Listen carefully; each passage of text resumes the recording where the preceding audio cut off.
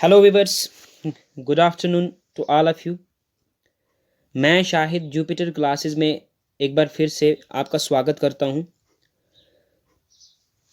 तो आज हमारा जो टॉपिक है वो है price determination in monopoly. Monopoly एक मार्केट फॉर्म है, तो आज हम यही पढ़ने जा रहे हैं कि एक मोनोपोली मार्केट फॉर्म में प्राइस जो है किस तरह से डिटरमाइन होता है। ठीक है, तो इससे पहले मैं एक लेक्चर बना चुका हूँ इस लेसन पे या फिर इस यूनिट पे। ठीक है, अगर आपने जिसमें हमने वेरियस फॉर्म्स ऑफ मार्केट के बारे में डिस्कस किया है कि हम किस तरीके से मार्केट्स को कैटेगराइज करते हैं, तो अगर आपने वो लेक्चर नहीं देखा तो उस लेक्चर को देख लो, क्योंकि आगे जा कर के इस लेसन में काफ़ी सारी फिर आपको आसानी महसूस होगी इस लेसन को समझने में। क्योंकि अगर आपको यही पता नहीं होगा कि एक मार्केट फॉर्म कौन सी मार्केट फॉर्म का क्या मतलब है, उसके क्या कैरेक्टरिस्टिक्स हैं, कितना कंट्रोल कौन सी मार्केट फॉर्म प्राइसेस लेवल पर एक्सरसाइज करती है, वो सब पता नहीं होगा तो आगे दिक्कत आएगी समझने में। ठीक है, तो आज हम स्टडी करने जा रहे हैं मोनोपोली में किस तरीके से प्राइस डिटरमाइन होता है। तो इससे पहले यार, अगर आपने हमारे चैनल को सब्सक्राइब नहीं किया तो सब्सक्राइब करो, ताकि नेक्स्ट टाइम यार जब भी वीडियो आ जाए तो आपको उसका नोटिफिकेशन मिल जाए। ठीक है, तो सबसे पहले अब मोनोपोली मोनोपोली क्या होता है।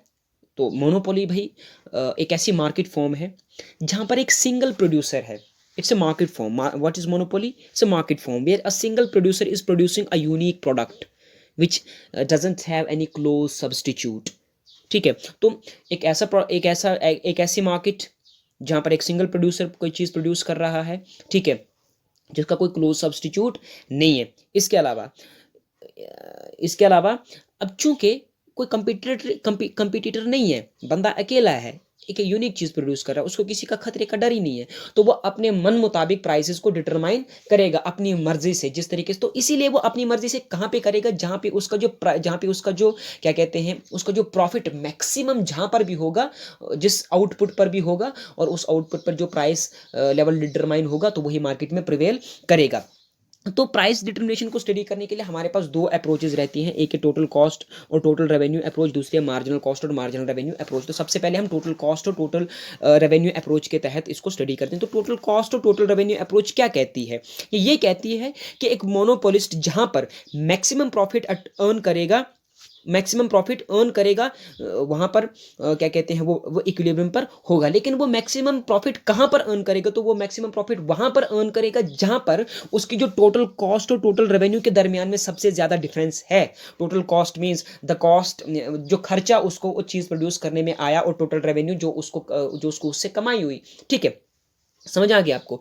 तो ये है टोटल कॉस्ट और टोटल रेवेन्यू अप्रोच के तहत एक तरह से मोनोपोली इक्विलिब्रियम की थोड़ी सी वजाहत। ठीक है, अब क्या है, और जहां पर हमारा जो जहां पर हमारा प्रोड्यूसर मैक्सिमम प्रॉफिट अर्न करेगा, वो वहां पर क्या इक्विलिब्रियम पर होगा।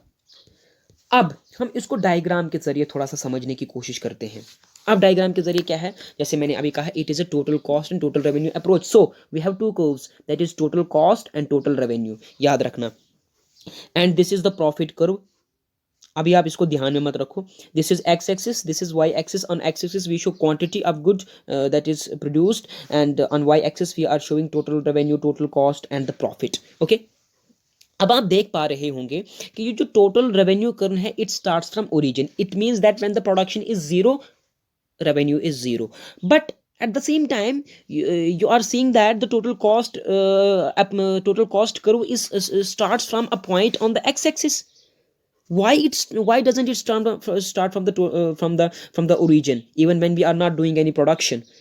सो मेरे भैया, जब आप कोई प्रोडक्शन नहीं भी कर रहे हैं, तब भी आपको कुछ फैक्टर्स पे खर्चा आता है। दैट इज टोटल कॉस्ट में आपको वेरिएबल फैक्टर्स की भी कॉस्ट आती है और फिक्स फैक्टर्स की भी कॉस्ट आती है। तो ये जो ओरिजिन और इस पॉइंट के दरमियान में ये जो फर्क है, it is actually the cost that you have to incur on the fixed क्या कहते हैं उनको, factors of production, just like land and capital. ठीक है, अगर आप कोई प्रोडक्शन नहीं भी कर रहे हो, फिर भी आपको कुछ कॉस्ट जो है इनकर करनी है।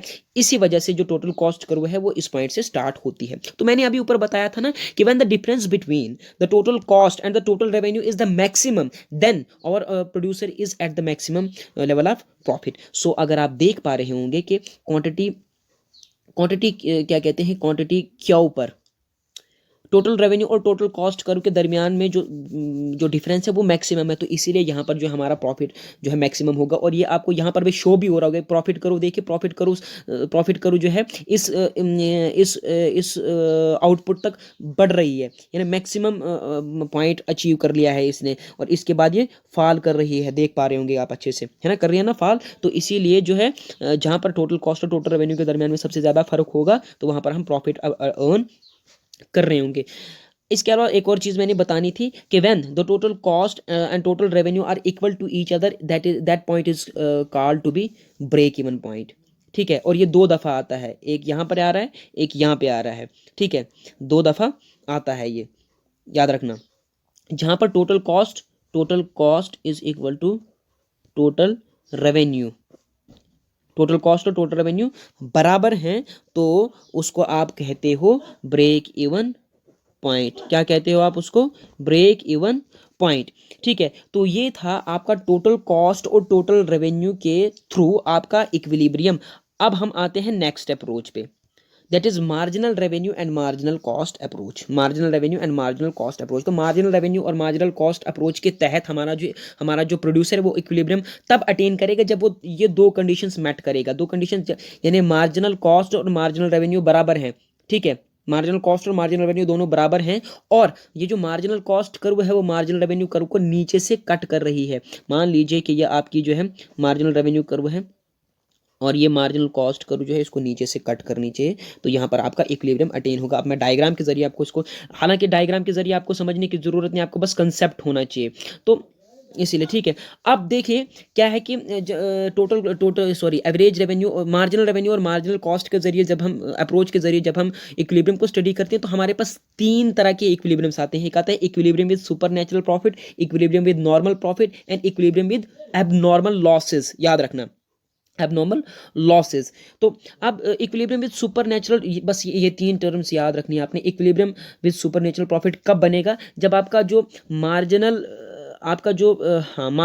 रेवेन्यू जो है, marginal revenue is less then, marginal revenue less than नहीं है, when the marginal revenue is more than the marginal cost, यानी जब आपको खर्चा कम आ रहा है बट कमा ज्यादा रहे हो, you will earn supernatural profit. अब किस तरीके से, देखो, मान लीजिए आपको कोई चीज प्रोड्यूस करने में 100 रुपये का खर्चा आया, ठीक है, लेकिन आप उसको 150 में बेच रहे हो, यानी 50 रुपया आपको क्या हो रहा है, यहाँ पे मुनाफा हो रहा है। You are earning super normal profit in fact.